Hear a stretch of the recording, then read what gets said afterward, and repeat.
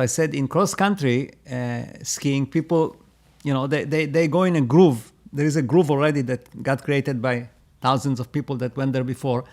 And they not never, but most people don't go and create their own road, their own path. They just follow in that path.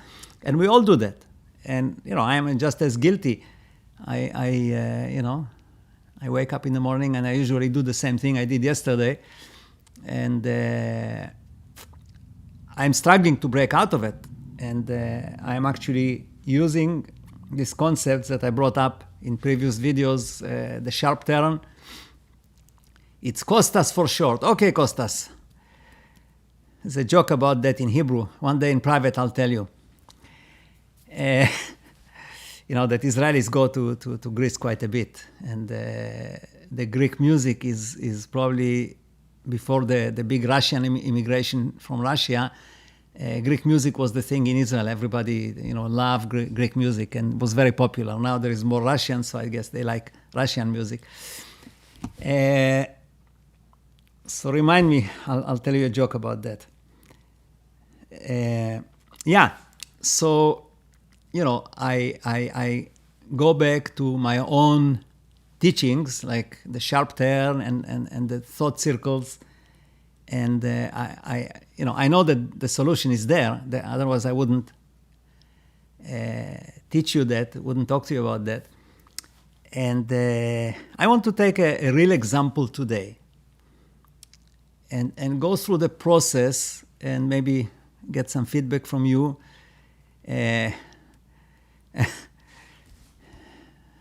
Momchil, how are you, Momchil? And maybe we can do it together. I know it's kind of tricky here with text. If you could talk back to me, maybe one day I'll do a kind of a Zoom meeting and have everybody in it so we can all talk. I'm kind of contemplating that. Same as I was contemplating this live video, and actually I did it. So there you go. Eventually I do these things when I contemplate something. So I will go to this drawing board here, and I will not show myself on the screen because I know that many watch on phones or tablets, and the screen is small. So if I take space, it will become too small. So you will just hear my voice, and I will fill up the screen with the drawing board here. So let's see. All right. So here we go. Last weekend, I was not brave enough to tell us what happened previous Saturday night. You know what? I'll say it right now because since then, something happened and it's not what I thought it was. So here is what happened. Actually, I'll try to draw it here because I said that something happened and I'm not brave enough to talk about it. So what happened, I went for a walk as I normally do at night on the seawall here in West Vancouver, and the sky was clear. And I was the only one because I went quite late, close to 11 at night. And I like to look at the sky because it kind of symbolizes for me the infinity and the stars and so on. I love looking at the sky. I don't know, it gives me inspiration. So I looked at the sky as I normally do, and on my right is the ocean, and on my left is the city. So there is like buildings there, not high rises, but quite tall buildings that cover part of the sky. And when I looked in between the buildings, I saw this thing. I saw something like a big bus. I mean, really big. And it had many, many lights in it. Like stars. But they were all within this rectangle. And it was moving in the sky. And it was huge. It was like I said, like a bus in the sky. But really huge. And it was moving slowly from west to east. And I looked at it. And it's like if you saw aliens or a flying saucer, it gives you a really weird feeling because the mind cannot comprehend what it is. It's really strange. Well, and then it disappeared, just like, and there were no clouds, but it looked like it went behind the cloud and it went dark and I couldn't see it anymore. Well, I pulled my phone. I thought, well, maybe there is some kind of a extraterrestrial invasion here or something that must be on the news. I looked, nothing, because that was really strange. All right, I went home I thought maybe, you know, it's a sign for me from God. Who knows, right? Like anything, it could be anything because it doesn't make any sense. Few days passed, you know, and then I talked to you on Sunday because that was Saturday night, and I told you about it on Saturday. And then on Monday I decided to do some research, so I went on Google and started looking for UFOs in Vancouver. And I found a post from 2019, somebody calling the TV station here called CTV and telling them that he saw exactly the same thing. He described it exactly the same way. Back in May 2019, that's 3 years ago. Wow. And then I continued to read, and turns out the radio station people, they did some more research, and they found out that a few hours before that, SpaceX, Elon Musk, who I talk about quite a bit, he's doing this satellite network for internet, and his final goal is to launch 15,000 satellites, right? And he's done so far a few thousand of them. And when he sends that, he does it 60 at a time per launch, and they all go into this area in the sky, and they stay in the same area, I guess like 100 meters apart or whatever. And then from there, over a week or so, each one, they have small, I guess, engines or some way to manipulate themselves, to move themselves, and each one goes to wherever it's supposed to be. And while they are there, after the launch, they all are in that rectangle and they move that way. And if it's not a cloudy day, you see it. So I went and I did some more research, and I found out that 6 hours before I saw that, he actually launched one of those rockets with a satellite. So there you go. So no magic, just technology. Why am I going out of focus here? Okay, maybe I'll move a little bit. So anyway, so what I want to talk about now, UFO story. Yeah, it's not a UFO anymore. It was supposed to be. I wanted to talk about the getting out of the groove. And I will use an example of achieving a goal. And I'm talking about a goal which is totally out of your reach. Okay? And I will start first. I will go back to my iPad here. We'll get a new screen. There we go. Wow, this is so nice. So remember, I always talk about that horizontal line of impossibilities. And what I say is that anything above that line, our subconscious says there's no way we can achieve. We can, we can visualize, we can dream, we can talk, we can scream, but it doesn't matter. And everything under the line, like making coffee, going on a vacation, driving a new car, whatever, is possible. Like we don't have a problem to manifest it, call it, because executing something or manifesting something is basically the same thing. Just bring the microphone closer so you can hear me better. All right. So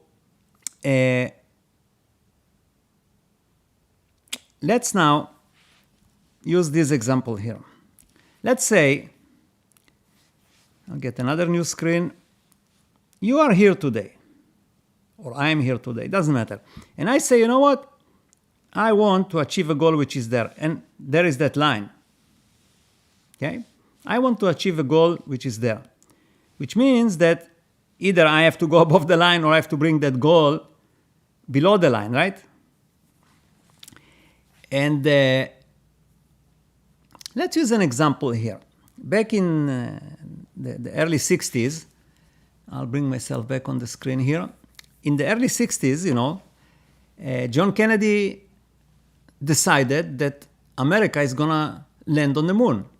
Now, I know there's many conspiracy people there saying that this was all done in a studio, but we are not going there, okay? So, that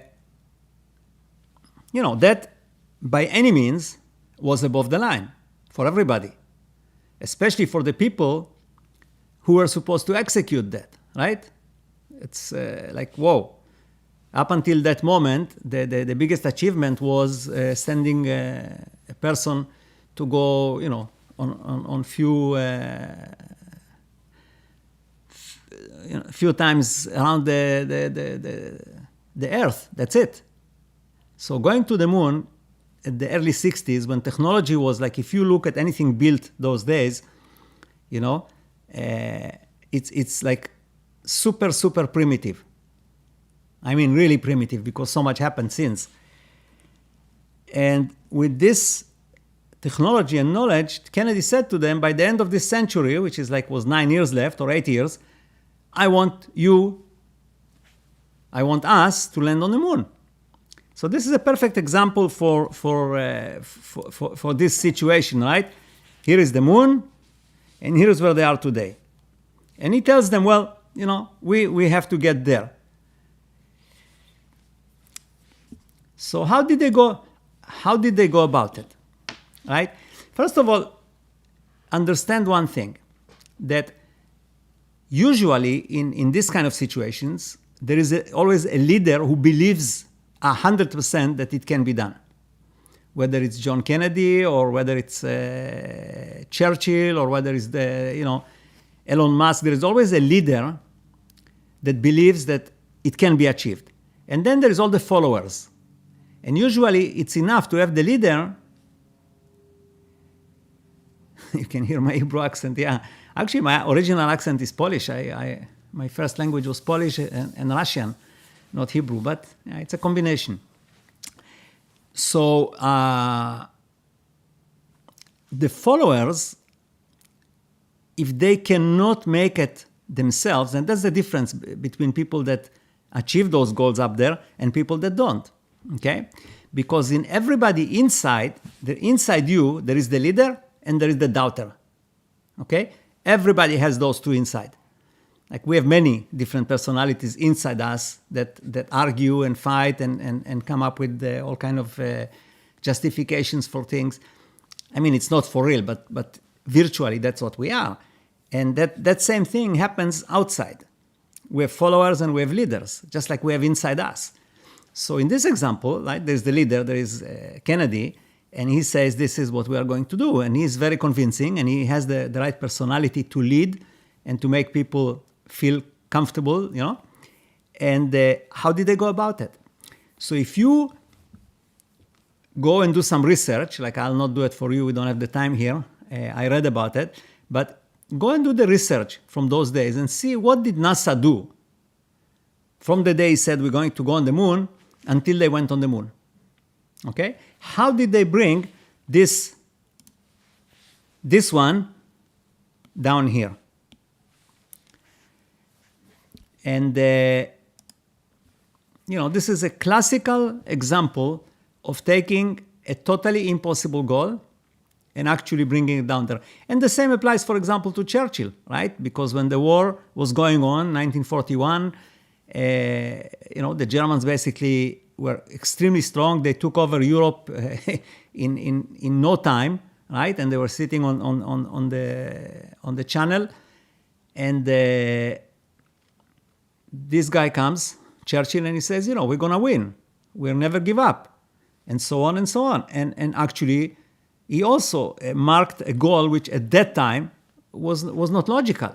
Okay, any other or most leaders at that time, whether it was Chamberlain or whoever, they would just make some kind of an agreement, and the Germans would take over because they didn't see any way out of it. At that time, the US was not in the war, right? The Russians, the Germans didn't attack the Russians yet. So if you look at it, they had absolutely no chance. But here comes this man, and and he says, yes, we are going to win. And again, it's an impossible goal. And you can also go and do your research. I mean, these things don't come easy. It's not like you're going to say something and it's going to happen. This is only in the movies and maybe in some of these books where they tell you to imagine something or visualize and it will happen.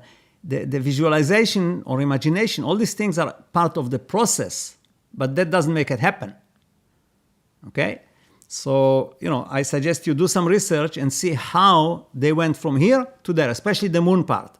It's very interesting because you see when something is impossible, right, like in this situation, I'll draw another one, right? If something is like this, you want to get here, and you are here, you can also, like I said a while ago, take the salami concept, right?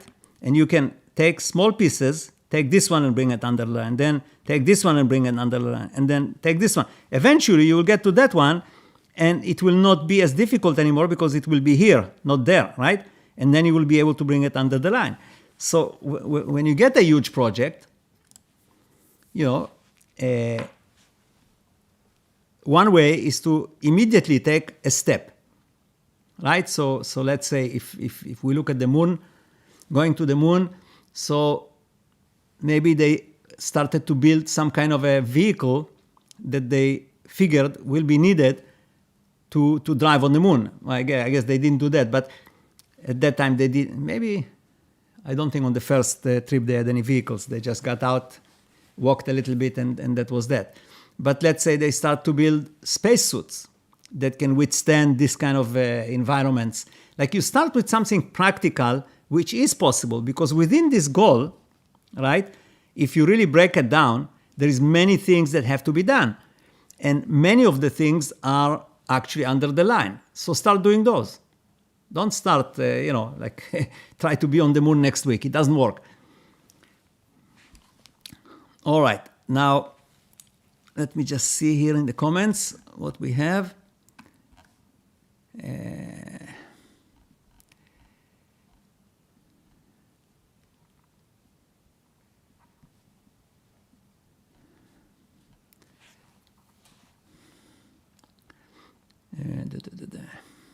Hello, everybody. It's amazing how I already know everybody here. Sami, hi, Sami. All right. I was just wondering if there is any comments on what I said so far.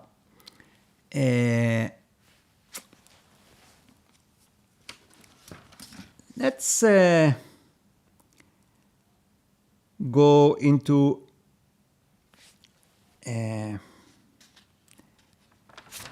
something a little bit different, which, as usual, it will connect back to what I was talking about earlier. In the video that I called the four boundaries, the four impenetrable boundaries of our reality. There's a video there actually that was the first part of my from nothingness to infinity. And in that video, it was mostly slides, and it was like a slideshow. I showed there that we are actually trapped in a virtual box. And what that box is there is two infinities. One, two. There's the infinity of space, because if you can never get out of it. Even scientifically, when we look at space, there is no way to reach the end of it because it expands faster than the speed of light. So we can never theoretically get to the end of it, even if we traveled at the speed of light, which is impossible by itself. Okay, so there's this infinity. Let's make it infinity. And there is the infinity here. Those two infinities are in space. Okay, there's the infinity of the small, the very small, the particles, the fundamental particles of what everything is made in this space, in this universe, is also an infinity, because the more we develop technologies and the better abilities we have to see smaller and smaller, we will find more and more and more and more. It's like those Russian dolls. There's no end to it. So there's another infinity here. Okay? And then there's the two infinities in time. This is where you were born, birth, and this is where everybody dies, right? So there's those two walls here, which we cannot really pick out of. I know people say there's many lives and you get hypnotized and you can see your previous life, but again, I'm not going to get into that. There is birth and there's death we cannot get out of. So we are basically trapped in this thing here. And logically, scientifically, we never got any proof that it's otherwise. most people, and I say most because I think over 80% of people in the world believe in God. I think it's something like 87%. But besides beliefs and feelings and so on, if you go on the practical plane, we are trapped in this thing, okay? And there is absolutely no way to look out of it. And the problem is that as long as we don't find a way to get out of this box, and because the box is not physical, okay, it's virtual, you don't need to get out of it physically. But because we have a logical mind, and we are built, designed to live in this reality, we have a very hard time to think out of that box. It's next to impossible. And like I said, the problem is that we cannot have a meaningful life if we stay in that box. And it doesn't matter how much money we make, or how many people we help, or how many moons we're going to land on. This is all inside that box. And so far, I think I looked it up the other day. There were 108 billion people that lived and died, according to science, in this reality. But they all went through the same, they all went in the same groove that I talked about before, right? They were born, they went to preschool, they went to kindergarten, they went to school, they went to university, they got a job, they got married, they had kids, right? They got old, they got sick, and they died. And that's roughly the groove that everybody goes in. Well, most of us, actually I shouldn't say us because I'm not there, but most people accept that.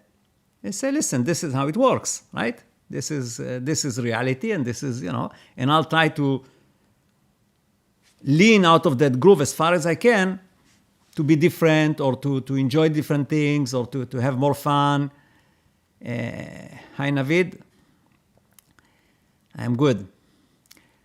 So, leaning out of the groove, as far as you can lean, is not going to get you out of this box. And, when I started this whole journey myself, 10 years ago or so,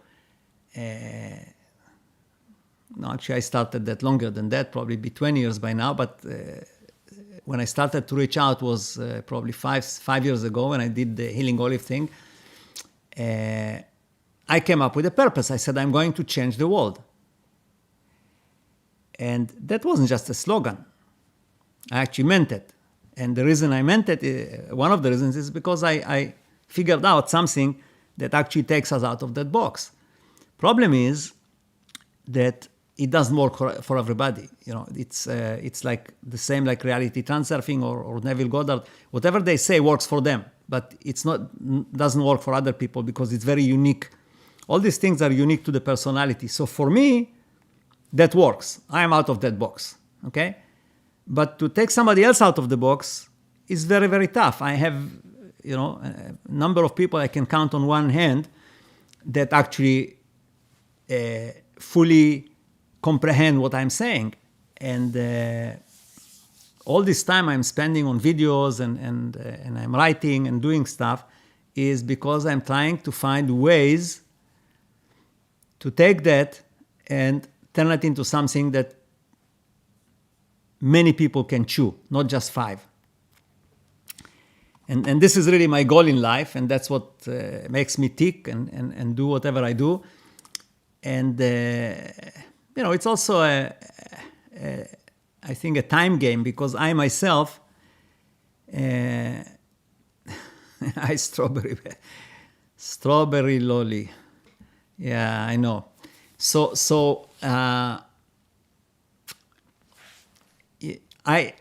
same as I always say that God And I really, really, here I want to make a point before I continue. When I say God or I talk about anything to do with God, you must understand that it's a totally separate thing from religion. It has nothing to do with religion. Okay, it's very important. Although I use the word God, and I could have used the word programmer, but I think God is more, more gives the right impression what I'm talking about, because we are not in a computer game here.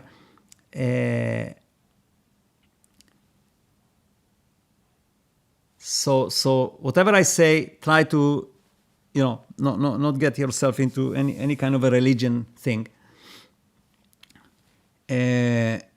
So what I was going to say, why I brought God into this is that in my, it says God on the screen here in front of me, just from something else. That God that is also growing, is not a fixed thing. Okay, whatever the higher consciousness that we are all part of, actually, and I'll tell you something interesting in a minute about that, it grows. Every experience that we have in life, we go through a war, we go through suffering, we go through happiness, the consciousness that we are part of learns that. This is just like artificial intelligence, self-learning thing. It learns because if you look into the Old Testament, in the Bible, in the Torah, the God that's there and talks and gives all the rules and laws and the 10 Commandments, everything, that God has no emotions. Because he says, for example, and you can take my words, what I tell you is true. Okay, I know the Torah by heart. So it says there that if you are parents and you have a son and he reached the age, it doesn't say a number, but maturity, say 16, 17, 18, and he doesn't listen to you as parents, and he does his own thing, and he just wants to drink alcohol and eat all day long and have sex and whatever, maybe drugs if at that time, then you take your son out and you have him stoned by everybody, okay, including yourself. You tell the people, look, my son is like that, and you stone, you kill him, and that's what God says. Amongst other many things of that sort. And I'm saying the God at that time did not have those emotions, because otherwise he wouldn't tell the parents to kill their kid. And I'm sure that 90% of you never heard of it, and it kind of maybe either shocks to you or saying, well, this guy Shlomo doesn't know what he's talking about, but that's a fact, okay? I'll post a link to that section in the description later, so you can read it for yourself. Even with the translation, which is usually distorted, still they couldn't hide it.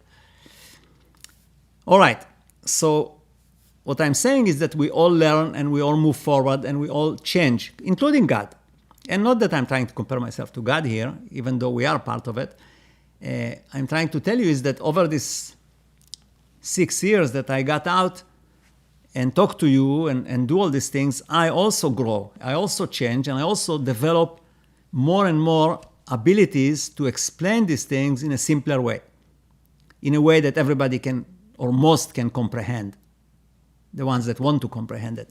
Because once you comprehend what I have to say, you will get out of that box. And you cannot, you don't know what you don't know, so you cannot even imagine what it will be like. But it will be a different reality for you. And, I came up, that's why I wanted to say, I'll say something in a minute. So let me just bring it up here on my screen, just 1 second.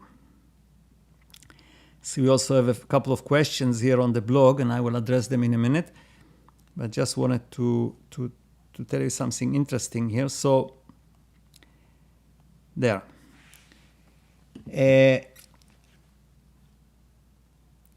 There was a very famous rabbi, maybe 200 years ago, that lived in Russia. He was very famous, to certain Jewish streams. He was very, very wise, and he wrote a few books that are used today as almost like a Bible. And he was asked once by one of his students, I'm translating from Hebrew here, when he had a private meeting with that rabbi, which was very very precious. You didn't get private meetings that easily. And he asked him, he said, I have 3 questions for you. What is God? That's question number 1. Question number 2 is, and this is a little bit, leaning towards Judaism, but doesn't matter. You can apply it to anything you want. And the second question, he says, who is Jewish? What's a Jew? What's a Hebrew, not Jew? And the third question, he said, I want to ask you is, how does the Hebrew person connect with God? And the answer he got is like this. God is something that definitely exists, and there's absolutely nothing else that exists besides, I call it, it's not the right word, but besides that, God, okay? God is something that definitely exists, and there's absolutely nothing else that exists. Okay? And this is God. Now, who is a Hebrew? A Hebrew is the one that can comprehend, understand that God exists, and there is absolutely nothing else that exists besides God. Okay? And the third question, how does the one connect with God? He answered, he said, I'm trying to translate, by contemplating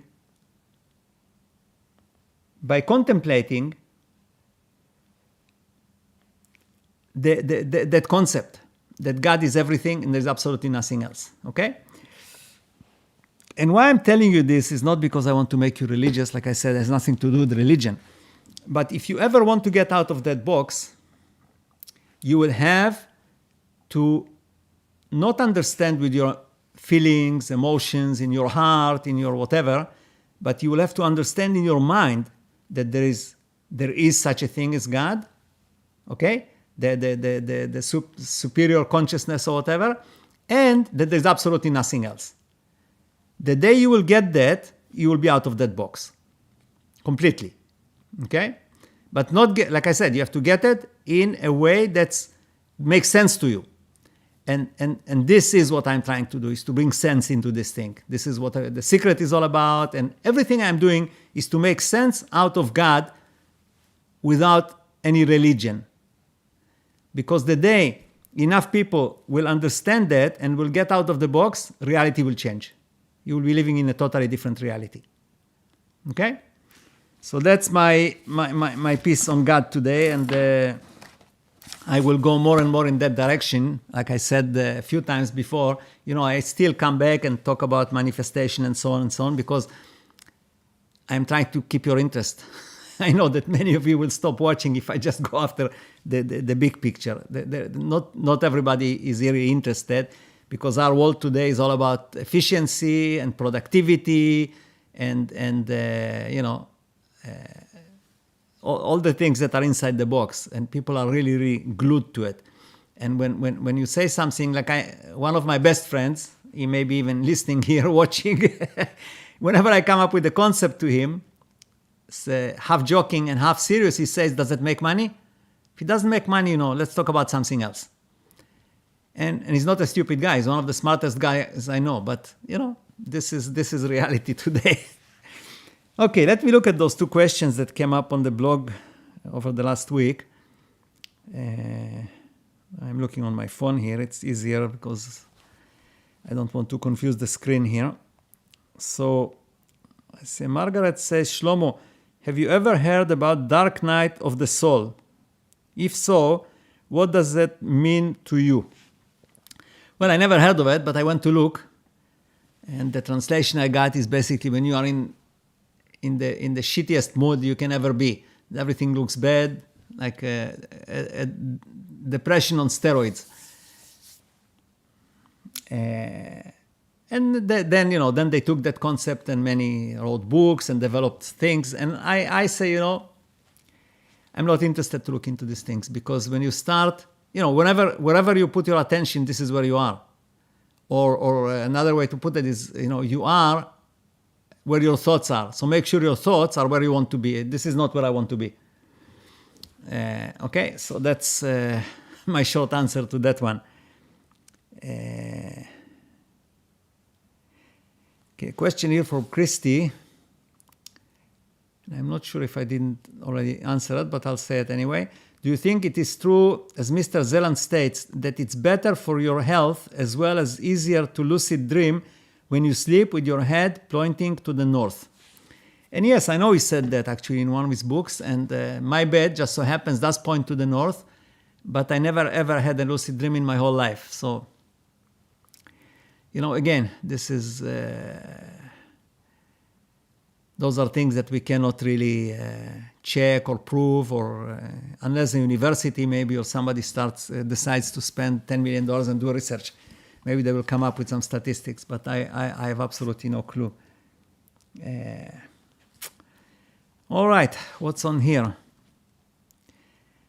Ocean Mist, yeah, haha, we want cheese and crackers more than peace. Well, peace is not necessarily a good thing, if you think about it. If you didn't have the two... Oh, there is Itamar, lol. So you are listening. Okay, that's good. See, this is... okay, we cannot see. Okay. I have to fix that so we can watch on the screen the comments. I fixed it once and it went back to being dark. Hang on, maybe I can fix it here. No. Okay. Not right now. I was talking about peace, yeah. So if we didn't have the two world wars, I don't know where we would be today. Maybe it would be much worse than it is. Probably would be much worse than it is. Because, once in a while, you have to release the pressure. It's just we are so intelligent and we are so dynamic as humans, and we create lots of pressure in this cooking pot called our reality, right?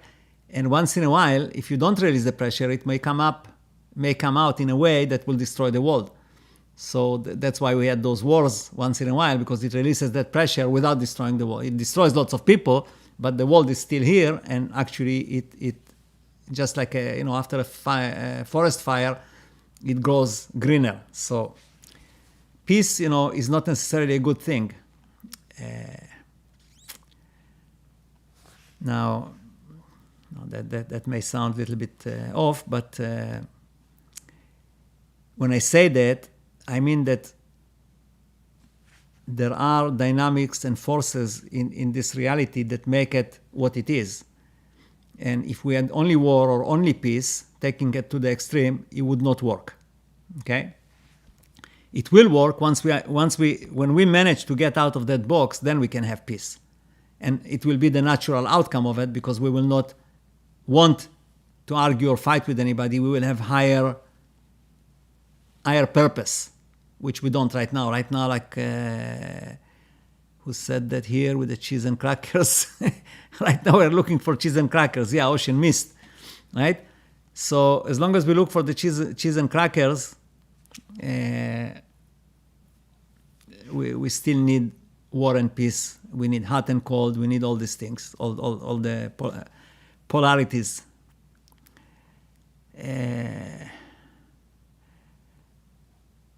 Shlomo, I hope you're happy. I am happy. Well, you can see.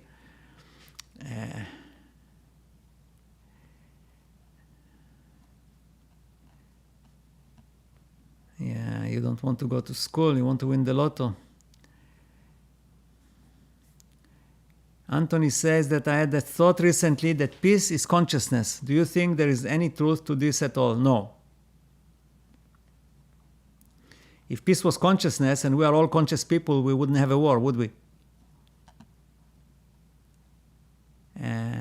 Wow, it's 4 a.m. in Japan, but Ocean Mist is making me hungry. Wow, so you are up at 4 o'clock. This is quite impressive. I don't know if I would get up at 4 o'clock for somebody. I guess I don't have that kind of willpower, not yet. It's all or nothing, huh? Okay, so maybe I'll take another, since we just talked for 45 minutes here, and there is over 50 people, so I don't want to finish it right here. Let me bring some other concepts. I'll just repeat a few things that I said in my videos, which are very practical and relevant. And see if I can bring that iPad again, because all these things have to do with drawing. Okay. So there we go. I'll start a new one. Wow, this is so beautiful. The iPad, it's the iPad Air, the new one that just came out. But I guess it doesn't really matter. So, one of the things that I talked about in one of my videos is bubbles. And what I said with the bubbles was that if you want to achieve something, and say even going to the moon, or any kind of those goals that are impossible, one of the things you have to do is you have to basically seal yourself in a bubble. So you don't get the outside negative feedback.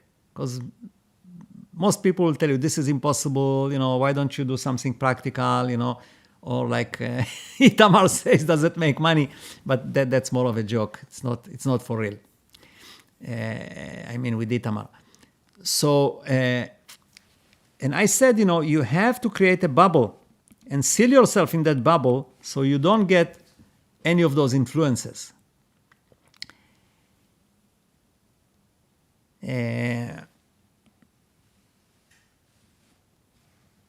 Okay, I'll leave it there. So this was the video about bubbles, and it's like a 40 minutes video. So if you watch it, you will see all the rest.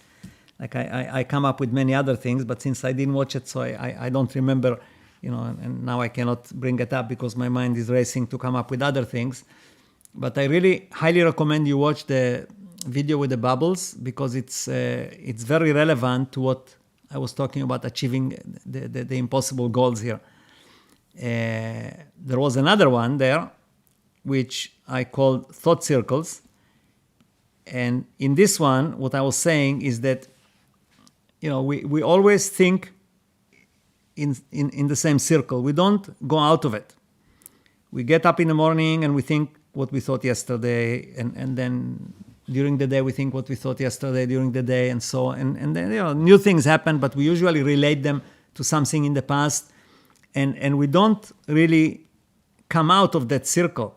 And what I was saying in that video is that you have to make an effort and create a new circle. Create a new thought circle, because this will take you out of the groove.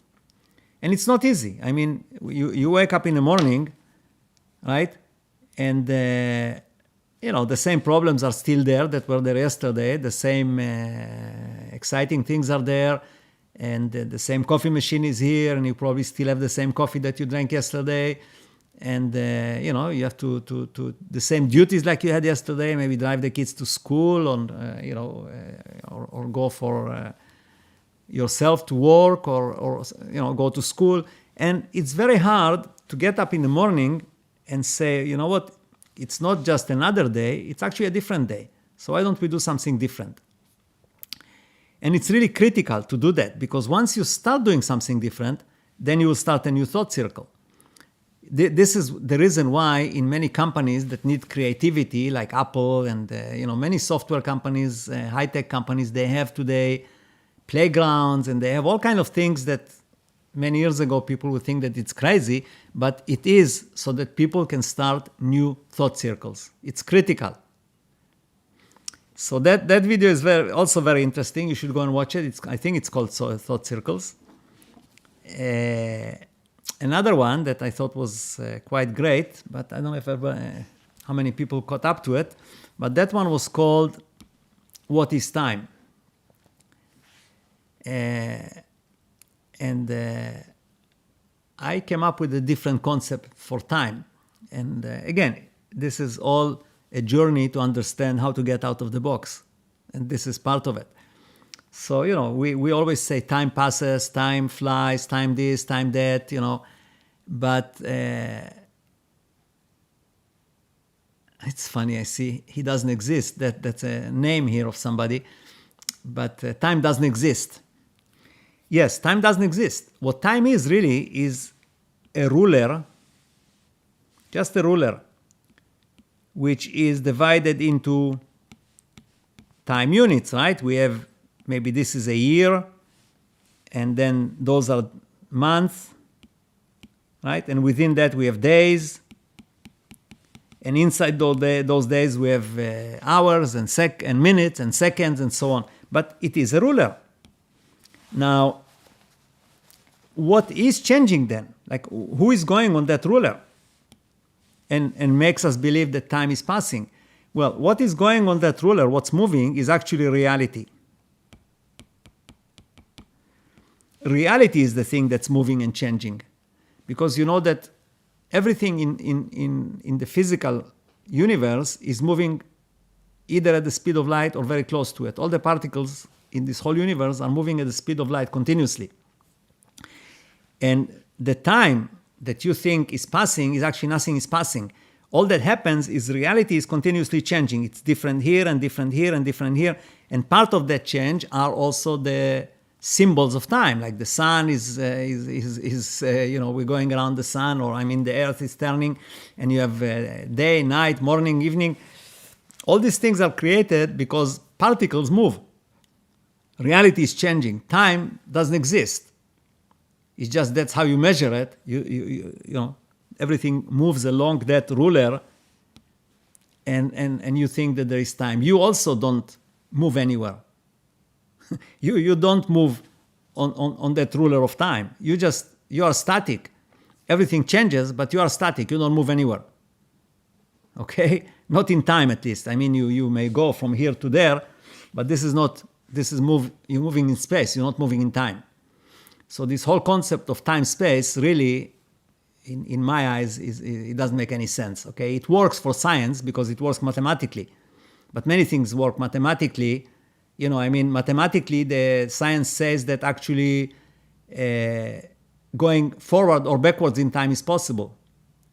But nobody went backwards in time yet because it's impossible. The only way you can go backwards in time, like I said probably in previous video, a couple videos, is that you have to recreate, like if you wanted to go, say if this is the ruler of time, right? And let's say that reality is here. If you wanted to go back here, okay? Oh, sorry, I'm not, okay, I'll just do it in a minute. Okay, so what I'm saying is, so I didn't show you any of these drawings. Okay, you know what, I'll quickly repeat what I was saying here. Okay, let me do I said that time is just a ruler that has years, okay, then it has months, and then it has inside the month days and hours and minutes and so on and so on and so on, okay? So this is actually I shouldn't even show the arrow. Now, what changes is reality that rushes along this ruler and continuously changes. We have different reality here, different reality here, different reality here, and the change in the reality that we observe, that we experience, looks to us like time is passing. But time is not passing. All it is like we get different realities. The reality this morning was that the sun was just, let's say, coming up, and this evening it will be setting, and this will be the reality. But it's not because time passed. Okay? It's an illusion. The time is just a ruler, and it doesn't pass. And we also are static. Like we don't really move anywhere. It's just that we observe the reality moving, and we think that time is moving. It's the same like if you sit in a train and another train is moving, and you think that your train is moving. Actually, you're not moving. Okay, so that's a video about time that, again, I think you should watch, because at the end of the day, once you comprehend all these things, and I will summarize something before we close this, is that, I said it many times that when I came up with the Lego metaphor, and Last night I checked again to make sure that what I'm saying is true, that the whole universe is made of 12 fundamental particles. Actually, it's 6, because the other 6 are particles of forces. Okay, electromagnetic force and so on. There's 6 particles for that. The strong force, the weak force. So there's only 6 particles that everything in the universe is made of. Now, if you believe that those 6 particles, those 6 pieces of Lego, actually, never mind that everything is made of them, that I can accept, but I cannot accept that they actually are the ones that assembled everything. Because if somebody believes that there is no higher intelligence and there is no consciousness and everything is physical, like materialist type people, right? Then how did these 6 particles manage to assemble themselves into everything that exists? So, right there it doesn't work. And as we go forward from here, I will take you to a place where you will have to logically accept that there is a higher consciousness, and then you will also logically accept the purpose of this whole thing. And as you go there, you will come out of that box, and you will be different. You will have different reality, and everything will change. So there you go. Ayub, I haven't seen you in ages.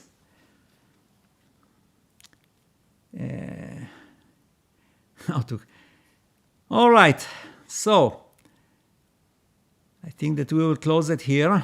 And when I start to get out of my groove and do some sharp turns, it will become very interesting. I mean, it's interesting right now as well, I think, but it will become much more interesting. So all the best to you. Have a great week again. And hold on until next Sunday. We'll go a little bit higher then. Thank you all for coming here.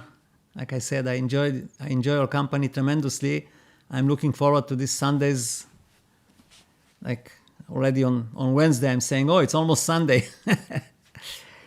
So all the best. Take care and see you next Sunday. Bye.